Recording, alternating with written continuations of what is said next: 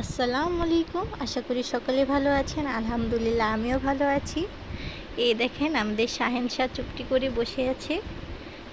সে আজ সকাল থেকে বৃষ্টি উপভোগ করছে। সেই সাথে আমিও বৃষ্টি উপভোগ করছি। কি মনোমুগ্ধকর একটি সুন্দর মুহূর্ত। মনটা জুড়িয়ে গেল। তখন আমার মাথায় এলো আজ কী রান্না করব। যে ভাবনা সেই কাজ। আমিও চুলায় বসিয়ে দিলাম খিচুড়ি।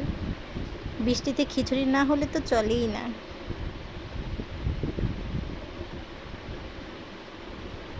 দেখেন কি সুন্দর একটা কালার এসেছে খিচুড়ির মধ্যে।